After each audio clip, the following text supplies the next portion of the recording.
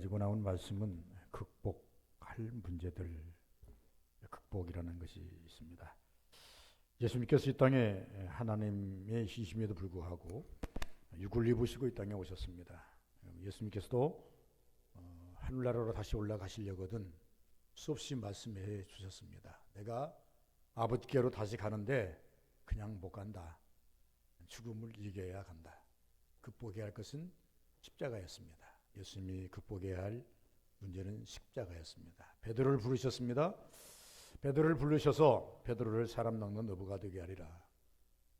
사람 낚는 어부가 되는 과정 속에 예수께서 몇 번 말씀했습니다. 너를 내가 사람 낚는 어부가 되게 하려고 불렀는데 네가 진정 사람 낚는 어부가 되려거든 시험을 극복해라. 사단의 시험을 극복해라. 베드로가 여러 번 사단에게 넘어지는 것을 볼 수가 있습니다. 그리고 어느 날 베드로 사도가 베드로 전후서를 쓰면서 우리에게 이렇게 경고합니다. 깨어라, 근신하라. 마귀가 우는 사자처럼 삼킬자를 두루 잡고 있느니라.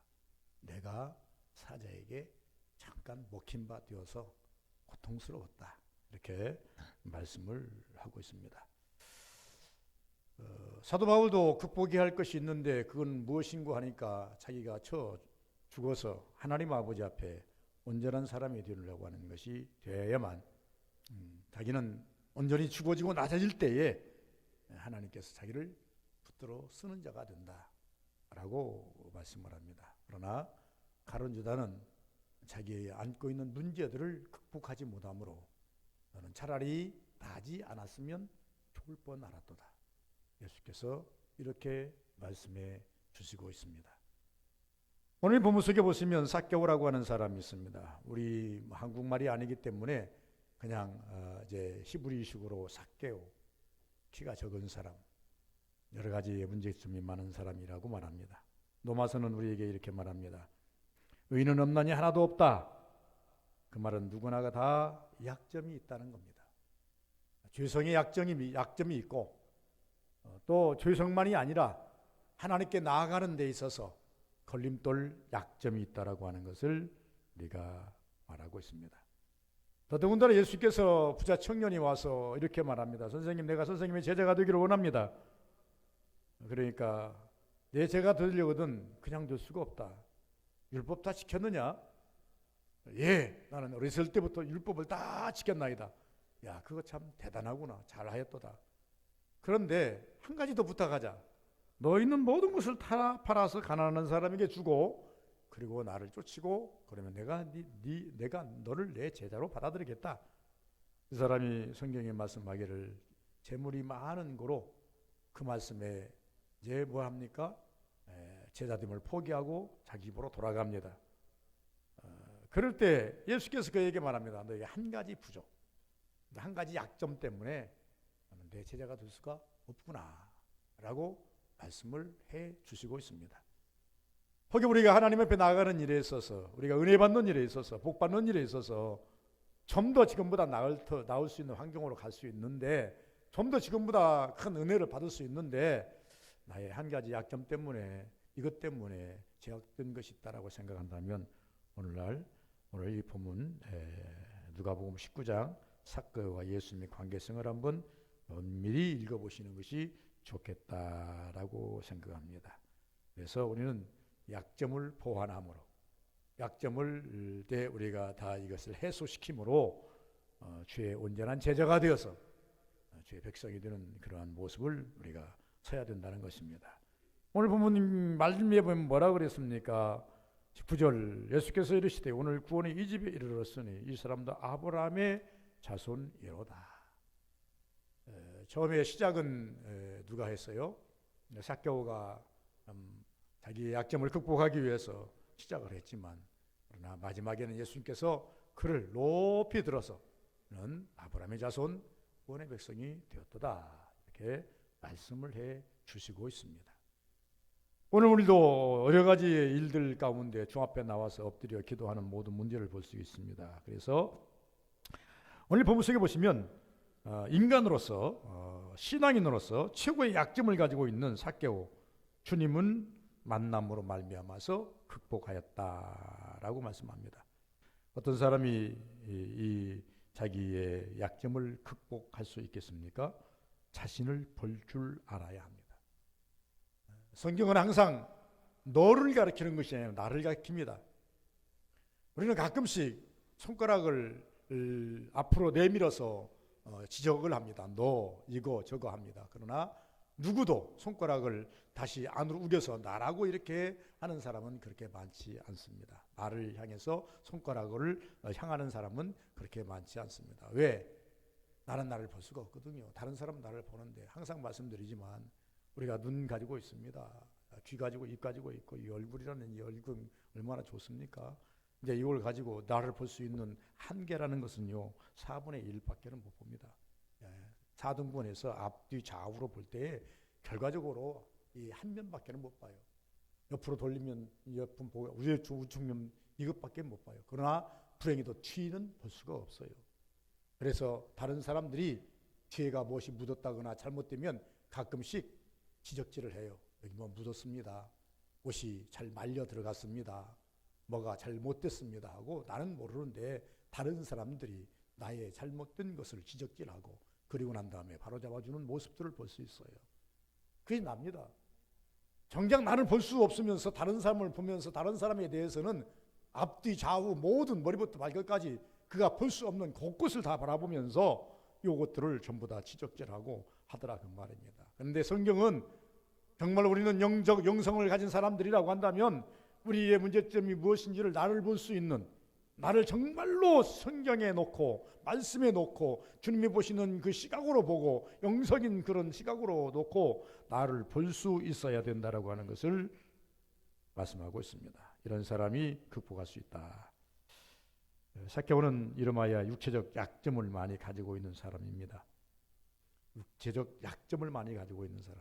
성경은 이 삭개오에 대해서 많이 피력을 해 놓았습니다.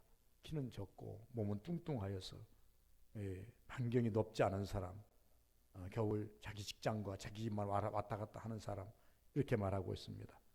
그리고 이 사람은 돈이 많은 거로 이 돈을 어떻게 쓸 것인가, 이 돈 때문에 고민하는 사람, 돈 때문에 고집하는, 더 나아가서 직업의 약점을 가지고 있는 사람, 유대인으로서 로마의 하순이 돼가지고 유대인들에게 세금을 걷어서 그리고 난 다음에 로마에다가 원하는 대로 주고 나머지는 자기가 착복을 하는 이러한 그런 마음을, 그런 직업 윤리에 또 빠져 있는 사람, 또 신분적으로 여러 가지 약점이 있는 사람.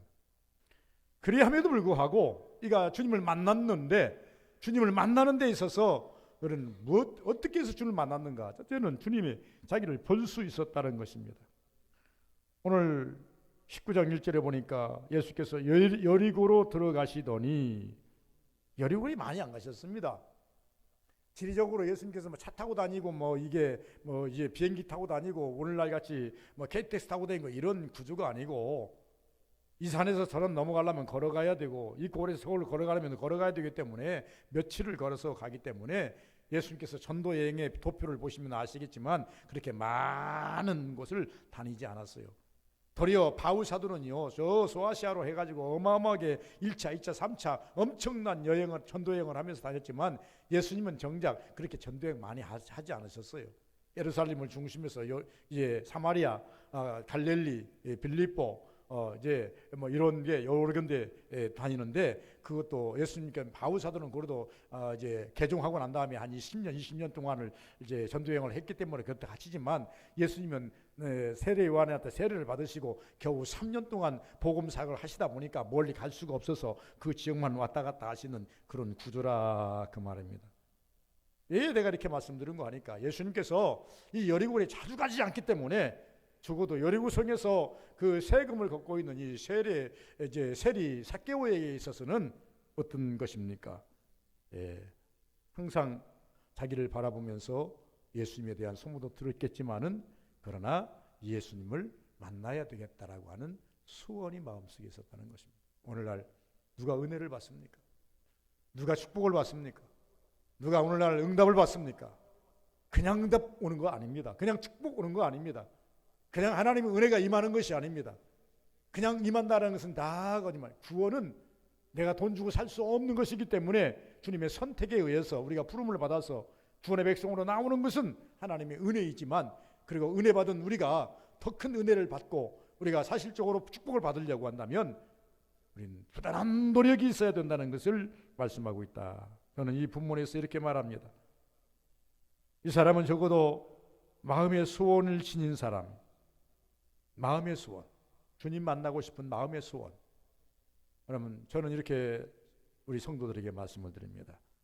누가 오늘 과연 소원을 가지고 기도합니까? 마음에 소원이 있는 자가 기도합니다. 그냥 기도가 되는 것이 아니에요. 아유, 기도해야 되겠다, 기도해야 되는데 간절한 소망이 있을 때 기도하게 되더라, 그 말입니다. 아무나 열심 내는 게 아니라 주님 앞에 내가 열심 한번 내봐야 되겠다는 마음에 소원이 있는 자가 열심을 내게 되더라, 그 말입니다. 우리는 하나님 앞에 나오는 일에 있어서 환경을 먼저 생각해서는 안 된다는 겁니다. 자신을 볼 줄 알아야 돼. 내가 누구인가? 여러분, 나는 주님의 도움 없이 살 수 없음을 고백할 수 있는 진정한 나를 볼 수 있는 자가 되어야 됩니다. 시편 51편에 보면 다윗이 까마득히 잊고 살다가 나단 선지자의 책망을 듣고 그러고 난 다음에 골방에 들어가서 엎드려 기도하면서 자기를 바라봅니다. 골방에 엎드려 들어가서 자기를 바라봤더니 참 참담합니다. 참담하기가 이럴 데 없습니다. 이름은 왕인데 자기 자신을 봤더니 이보다 더 죄인일 수가 있는가? 이보다 더 못된 놈일 수가 있는가? 이보다 더 악한 놈이 될 수가 있는가? 그래서 그 부분을 하나님께 그대로 직구합니다.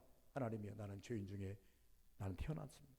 죄악 중에 태어났고 죄악 중에 건이었고 나는 죄인입니다 라고 자기 자신을 드러냅니다. 그러면서 나는 하나님 앞에 의로울 수가 없습니다. 신분 따위는 아무것도 아니었습니다. 왕이 크게 그에게 작용하는 것도 아니었습니다. 지금까지 열심히 믿었던 것이 그를 갖다가 세우는 것도 아니었습니다. 어느 날 선자의 책망을 듣고 골방에 들어가서 자기를 바라보았더니 형편없는 사람이었습니다. 이 문제를 가지고 하나님 앞에 나가서 기도하게 되는 이 다윗, 다시 하나님께서 그를 다시 이렇게 세우십니다. 우리는 하나님께서로부터 다시 이렇게 세움을 받기를 원한다면 정말로 나 자신을 볼 수 있어야 됩니다. 내가 누구인가? 내가 지금까지 살아온 연주를 자랑할 것인가? 직분을 자랑할 것인가? 열심히 됐던 것을 자랑할 것인가? 이것이 앞세울 것인가? 이것이 문제가 아니라 정말로 엄밀하게 따져서 하나님 앞에서 나, 빛 가운데 빛 앞에서 나를 발견할 수 있는 신앙을 가져야 된다고 성경은 말합니다. 두 번째로 극복하는 방법은 무엇인가? 극복하는 방법은 무엇인가? 여러분, 누가복음 9장 보니까 할 수 있거든요. 무슨 말이냐? 믿는 자에게는 능치 못할 일이 없느니라 예수께서 말씀하셨습니다. 할 수 있거든이 무슨 말이냐? 믿음 안에서는 능치 못할 일이 없느니라. 안 되는 것이 없죠. 주님 말씀은 죽은 자도 살리지 않습니까? 불치병도 고쳐주지 않습니까? 소경도 열어주지 않아요? 귀목으로도 열어주지 않아요? 백약이 무효인 사람도 하나님께서 손길로 고쳐주지 않습니까? 그리고 난 다음에 배고픈 자에게 떡을 주시고 바람과 바다를 잔잔하게 하시고, 예수님께서는 인간들에게만 거하는 게 아니라 세상 모든 통치를 하시는 것을 우리에게 가르쳐 주셨지 않습니까? 그러시면서 하시는 말씀이 내 앞에는 안 되는 것이 없다. 제한적 속성이라 그럽니다. 그러면 하나님에 대해서 제한적 속성을 우리가 가지고 있으면 안 됩니다. 하나님인 이것은 되고 이것은 안 된다라고 하는 것은 인간들이 하나님의 속성을 갖다가 제한해 버립니다.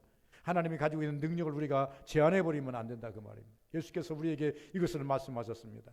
내가 하고자 하는 일에 대해서 너희를 간과하지 말아라. 내가 하고자 하는 일에 대해서 제한하지 말아라. 믿음 안에서는 믿는 자에게는, 나를 믿는 자는 내 앞에 오면 무슨 문제든 어떤 문제든 해결되지 못할 문제가 하나도 없느니라 말씀을 하고 있습니다. 극복하는 문제가 뭐냐? 그러면 여러분, 극복하는 이 모든 문제를 극복하는 것은 다른 것이 아닙니다. 주님을 만남에서부터 이 모든 문제들이 해결이 된다는 것입니다. 그래서 저는 주님을 만나야 됩니다. 주님 만나려면 어떻게 해야 될까요? 아까 제가 서두에 말씀드렸습니다. 여리고성 예수님께서 여러 번 가지 않았습니다. 교회를 잘 선용해야 된다는 것입니다. 여러분, 삭개오가 나가서 삭개오가 예수님을 찾고 찾아가서 예수를 만날 수 있다고 한다면 큰 문제가 되겠습니까? 그러나 당대에는 예수님이 한 곳에 머무르는 것도 아니고 오늘은 이곳 예수께서 말씀하십니다. 여우도 굴이 있고 공중나는 새도 깃들 곳이 있지만 인자는 머리 둘 곳이 없다. 예수님께서 어느 지방에 가서 일주일 머문 적이 없어요. 3, 4일 머문 적이 없어요. 겨우 어느 날 예수님께서 베드로 집에 와서 3, 4일 정도 머물렀다가 잠시 떠나는 그런 것은 있었지만은 나사로 집에 머물렀다가 떠나는 것은 있지만은 예수님은요 한 곳에 계속 주둔하고 계시지는 않았어요. 그래서 말씀한 건 아니겠습니까? 여우도 굴이 있고 공중나는 새도 곳이 있지만 인자는 머리 둘 곳이 없다. 예수님은 오늘 여기 계시다가 저로 넘어가시고 거기서 또 넘어가시고 왜? 한 사람이라도 더 구원의 역사로 한 사람이라도 만나주시고 한 사람이라도 치료해 주시고 한 사람이라도 더 하나님의 사람으로 만들어야 된다는 열정 때문에 그 복음의 열정이라고 말합니다. 그러니 예수님을 따라잡는다는 것이 쉽지가 않습니다. 그렇기 때문에 많은 사람들이요 예수님 시대에는요 예수님이 지나갈 때 예수님이 내 고장에 들어왔을 때에 회당에 계실 때에 어느 집에 계실 때에 어느 장소에 머물 때에 이때 많은 사람들이 우하고 예수님께 나와가지고 각색 병을 각색 민호를 예수님께 보이고 치료받았던 겁니다. 많은 사람이 예수님이 한 곳에만 머무른다면 서울에서도 오고 여기도 다 올 수 있지 않겠습니까? 세계적으로도. 그러나 예수님이 한 곳에 머물 수 없기 때문에 이런 구조라 그 말입니다. 그러므로 말미암아서 이 삭개오도 자기가 찾아서 예수님을 만날 수 없으니 예수님이 지나가는 그 기회를 잘 선용할 수밖에 없지 않겠느냐. 이 기회를 잘 선용해야 됩니다. 떠나가서 방법을 찾아야 합니다. 자기 고장에 자기 여리고에 예수님이 오셨다라고 하는 말을 듣고 여리고가 엄청 큰 도시는 아닙니다. 가보니까. 그런데 이 여리고에서 이제 하는 사람들이 그러나 온 이 여리고에 예수님이 오셨다는 말을 듣고 온 그 여리고의 사람들이 다 나와버린 거예요. 다 나와가지고 예수님을 보려고 다 나온 거예요. 삭개오도 소문을 듣고 예수님을 좀 보려고 했지만 그러나 볼 수 없는 여러 가지 제약들이 많이 있어요. 최악의 조건들을 다 가지고 있었다라고 말입니다. 그러면서 그 사람 찾아야 하지만 사람이 많다, 키가 작다라고 하는 것이 성경에 명시하고 있습니다. 예수님을 만나는 데에서 최악의 조건입니다. 사람이 많으니 뚫고 들어갈 수가 없겠고 그리고 난 다음에 심지어 얼마나 사람들이 이기적인지 예수님께서 어느 날 회당에서 말씀을 가르치고 계시는데 중풍병자를 메고 온 4사람이 문 좀 열어달라. 나 예수님 만나야 되겠다. 이 사람 병 고쳐야 되니까 문 좀 열어달라. 지금 사람들 조금만 비켜달라 그러니까 절대 요지부동 절대 사람들이 비켜주질 않습니다. 얼마 되지도 않아요. 예수님과 그 불과 지근거리에 있어요. 회당이라고 해봤던 엄청 큰 것도 아니고 회당이라고 해봐 20-30평밖에 안 되는 이 구조인데 이 구조에 예수님께서 지금 설교를 하고 계시는데 지금 그 문 앞에까지 왔어요. 왔는데 사람들이 좀 예수님 앞에 가야 되니까 좀 열어달라 그러니까 안 열어줘요. 안 열어준단 말입니다. 보면서도 안 열어. 이게 얼마나 사람이 이기심입니까? 그러니 이 사람들이 이 친구들이 하다 안 되니까 지붕으로 올라가가지고 지붕을 뜯어가지고 예수님을 밑으로 내리지 않습니까? 이처럼 예수님을 만나고자 하는 열정 있는 사람들이 얼마나 많은지 길 열어달라고 해서 쉽게 열어주지 않습니다. 여리고도 마찬가지. 어느 곳에 가든지 예수님이 가시는 곳에는 사람들이 예수님을 보려고 인산인해를 이뤘던 것 아니겠습니까? 거기다가 키가 작다. 최악의 조건을 가지고 있다. 그렇다고 해서 우리가 포기해야 되는가? 여러분 우리가요 성경은 말합니다. 찾는 자의 하나님이라고 말합니다. 찾는 자의 하나님.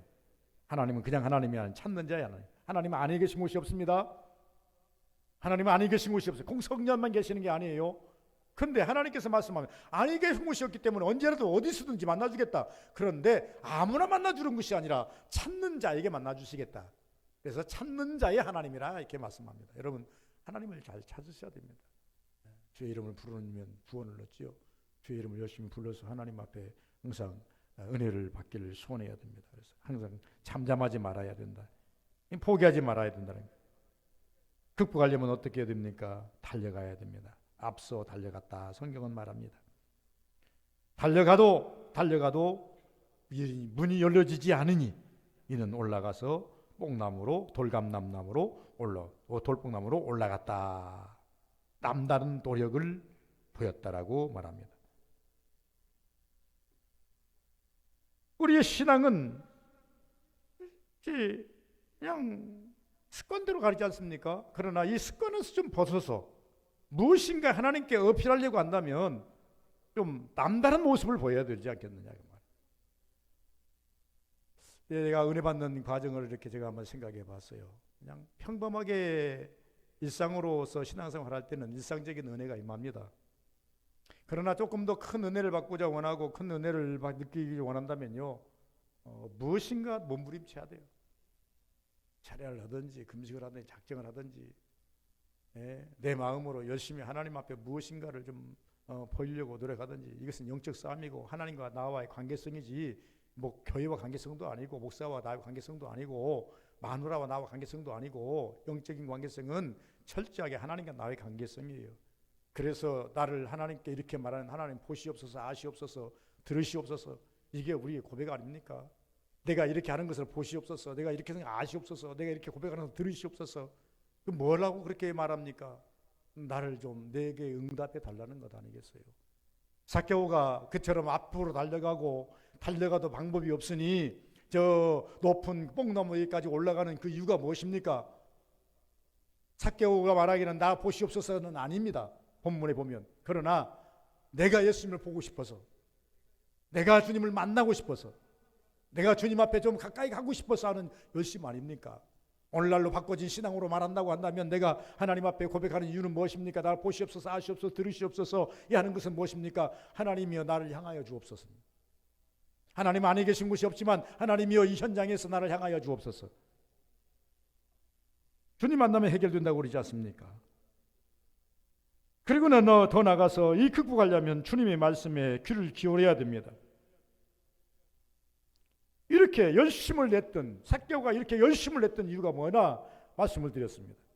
주님 한번 보고 싶어서, 보고 싶은 마음으로 그가 앞을 달려가고, 그리고 난 다음에 그 뚱뚱한 몸으로, 오를 수도 없는 힘든 몸으로 그 뽕나무 위에까지 올라갔더니 예수님께서 가시다가 걸음을 멈추시고 삭개오를 향해서 말합니다. 삭개오라, 삭개오야, 속히 내려오라, 속히 내려오라. 아시죠? 모르시겠습니까? 지금 이 군중 속에 나를 간절히 찾고 있는 자가 누군지를 알고 계신 거예요. 이 군중 속에 나를 만나려고 막 뛰면서 뽕나무로 올라가면서 애쓰는 그 모습을 주님이 감지하고 계셨던 거예요. 예수님께서 길을 걸어가시다가 어느 날 걸음을 멈추시더니 이렇게 말씀합니다. 누가 내 몸에 손을 대었느냐? 누가 내 몸에 손을 대었느냐? 그러니까 많은 사람들이, 선생님, 이 많은 사람들이 다 밀고 오는데 누가 손을 댔겠어요? 그 가까이 있다가 보니까 손이 몸에 좀 닿겠지요. 아니다. 분명히 내 몸에 손을 댄 자가 있느니라. 그때 여인이 나와서 무릎을 꿇고 주여 용서하소서. 내가 감히 주님의 몸에 손을 대었나이다. 그래서 된 이유가 뭐냐? 나는 혈류병으로 12년 동안 앓고 있는데 백약이 무효입니다. 가산도 탕진했습니다. 마지막 희망으로 주님을 만나면 낫을 것 같아서 주님의 몸에 손을 대었나이다. 아시잖아요. 다른 모든 사람들은 뭐요? 예수님 그냥 가십시다. 바삐 가셔야지. 사람 살리러 가셔야 할 거 아니겠어요? 빨리 가십시다. 아니다. 말씀하셨지 않습니까? 그것처럼 예수님께서 지금, 예수님이 걸어가시면서 지금 예수님께서는 지금 보고 계십니다. 누군가 한 사람은, 많은 사람들은 예수님 얼굴 보는 것으로서 끝나지만은 어떤 한 사람은 나를 만나려고, 나를 좀 확실히 보려고 애쓰는 모습을 보시고 가시다가 그걸 멈추시고 말씀하십니다. 삭개오야, 속히 내려오라. 너 정도의 열심이라면 내가 너 집에 가서 밥 한 끼 같이 먹어도 되겠구나. 이 말 아니겠습니까? 오늘도 마찬가지입니다. 오늘 우리가 누구를 만나 주십니까? 너 정도 기도라고 한다면, 한나가 기도합니다. 하나님 아버지 주시옵소서 열심히 기도하는데 사람들 다 가버렸어요. 왜? 축제가 끝났기 때문에. 다 갔는데 한 여인은 밤이 맞도록 기도합니다. 다음 날까지 기도합니다. 그러니까 엘리 제사장이 나와서 말하는데, 여자여, 언제까지 술 취해 있겠느냐? 빨리 집으로 돌아가라. 이 한나가 말합니다. 네 주여, 나는 술 취할 만큼 한가한 여자가 아닙니다. 내 마음에 고통이 있었기에 이것을 하나님께 토로했나이다. 그냥 고백했나이다도 아니, 기도했나도 아니야. 토로했나이다. 쏟아 부었다는 겁니다. 내 이 간절함을 쏟아 부었고 내 원통함을 쏟아 부었고 내 이 소원을 하나님께 쏟아 부었나이다. 과연 우리가 오늘날 하나님 앞에 기도할 때 내 마음에 있는 통안을 갖다가 쏟아 붓는 자가 누굽니까? 주님 주셔도 되고 안 주셔도 됩니다라고 하니까 하나님 안 주시면 안 됩니다. 나 죽습니다라고 하는 그런 통안을 하나님께 토로한 자가 누구냐 그 말입니다. 그때 엘리 제사장이 말하지 않습니까? 여자여 따라 평안히 가라.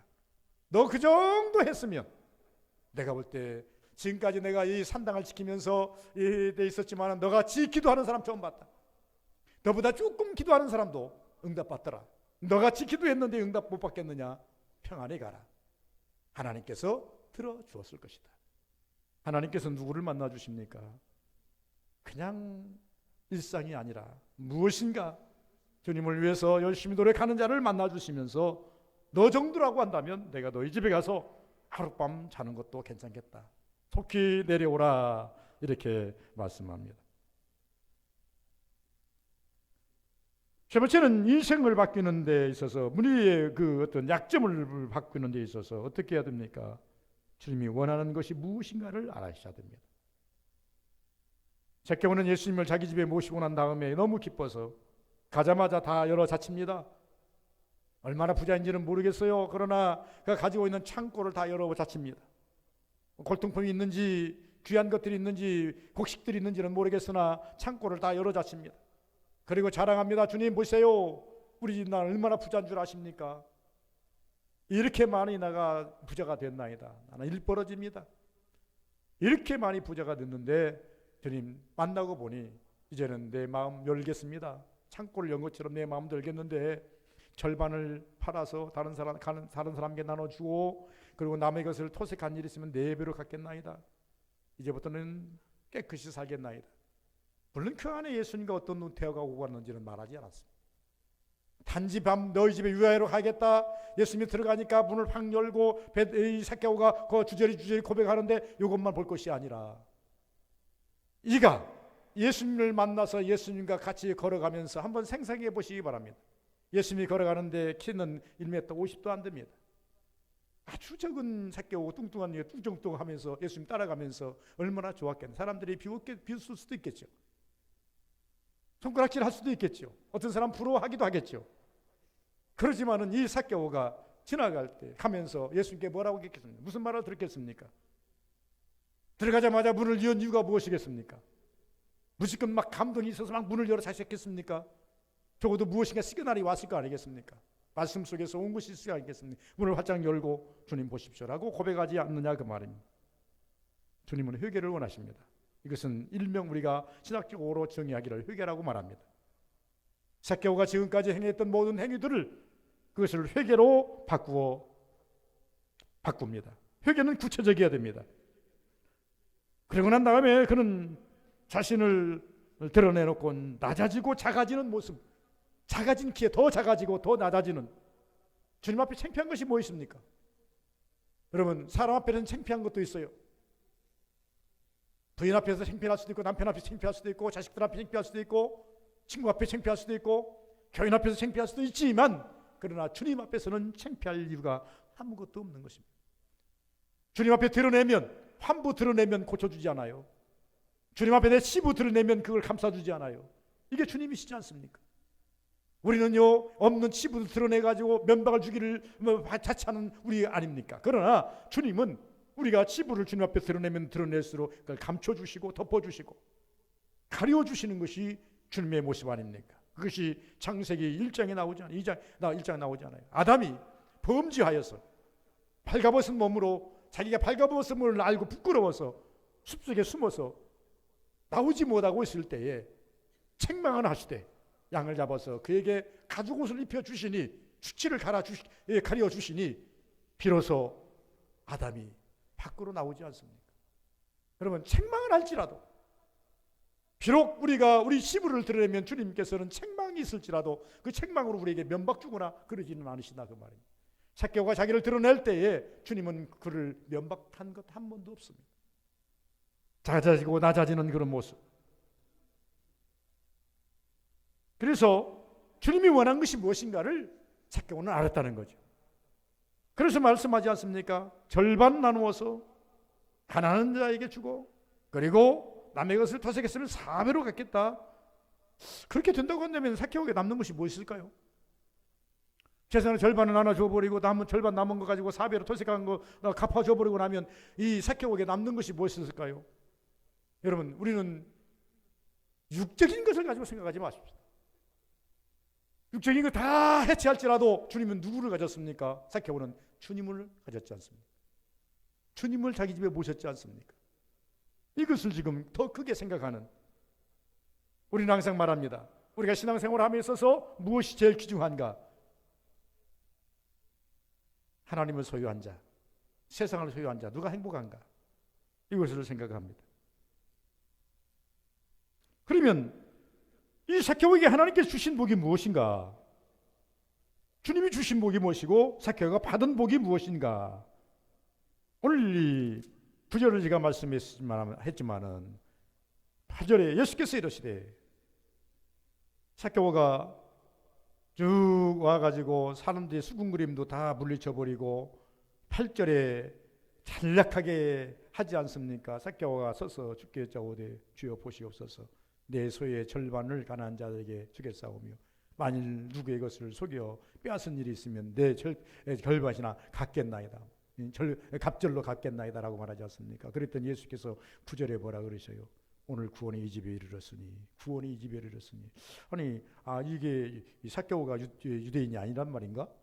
이스라엘 사람이 아니란 말인가? 그런데 왜 이 구원을 얘기하는가? 이 사람도 아브라함의 자손이미로다. 인자가 온 것은 잃어버린 자를 찾아 구원하려 함이라. 이 삭개오는요, 이스라엘 사람으로서, 유대인으로서, 아브라함 자손으로서 격기를 간 거예요. 노마의 하수인, 그리고 세속을 쫓아가는 사람, 물질을 쫓아가는 사람, 이 사람이 이제 예수님을 만나고 난 다음에 바른 길에 서게 돼 있고 방향성이 바꿔지는, 회개하는 것이 무엇입니까? 지옥을 향해 가던 사람이 천국으로 천리할 때 회개라고 말합니다. 예수를 불신한 사람이 예수를 다시 고백하는 것을 가리켜서 회개라고 이렇게 말을 합니다. 그때 예수님께서 이 사람에게 주시는 것이 뭡니까? 이스라엘 자손 반열에 들어가는 복을 주십니다. 구원이 이르렀도다. 영적인 축복입니다. 육을 희생하고 영으로 거듭나는 모습을 우리가 볼 수가 있습니다. 주님의 제자와 평안의 복을 주신다고 말씀하고 있습니다. 우리는 신앙생활함에 있어서 가끔씩 여러 가지 문제점을 안고 있습니다. 극복해야 할 문제들이 많이 있습니다. 부단 물질의 문제, 건강의 문제, 영적인 문제, 육적인 문제, 수없는 문제들이 뒤집어 보면 여러 가지 극복해야 할 것들이 많이 있습니다. 제가 서두에서 말씀드린 것처럼 베드로도 말하지 않습니까? 베드로야, 네가 극복해야 할 것이 무엇인지 아느냐? 시험에 들지 않는 것이다. 사단에게 자꾸 네 마음 내주는 것이 아닌 것이다. 사단에게 자꾸 네 생각 자꾸 내주는 게 아니다. 그것이 네 성공의 비결이다 라고 말하잖아요. 그래서 베드로가 먼 날 분명히 말하잖아요. 깨어라, 근신하라. 마귀가 우는 사처럼 산결자를 두루 잡느니라. 내가 이를 몰랐다. 그래서 많이 당했다.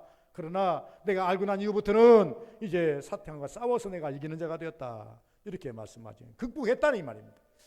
예수님께서 이 땅에 오셔서 말씀하지 않습니까? 내가 이 땅에 온 것은 내가 인간을 구원하러 왔다. 그러나 내가 극복해야 할 것이 있다. 십자가다. 내가 십자가에 죽어야만 내가 다시 부활해서 하늘나라로 올라갈 수 있다. 예수님도 극복해야 할 것이 십자가라고 한다면, 베드로가 극복해야 할 것이 시험이라고, 사탄의 시험이라고 한다면, 모두가 다 하나님 앞에서 극복해야 할 것들이 있습니다. 오늘날 본문에 보면 삭개오가 극복해야 할 것이 무엇이냐, 여러 가지 약점과 우리가 가지고 있는 난제들이 있지만 주님 만남으로 극복이 되더라, 그 말입니다. 오늘도 여러 가지 문제들이 있습니까? 문제들이 보입니까? 주님 앞에 내 모든 것을 내려놓고 간절성을 가지고 진실성을 가지고 하나님께 한번 고백해 보시기 바랍니다. 다시 말씀드리면 이제 다윗처럼 정말로 자기가 왕이지만 왕무의 위치에 있을 때는 아무것도 보이는 것이 없고 그냥 모든 것이 자기 밑에 있었지만 나단의 선자의 책망을 듣고 골방에 들어가 보았더니 자기보다 더러운 사람이 없어요. 추악한 사람이 없어요. 살인자가 없어요. 자기보다 더 죄인이 없어요.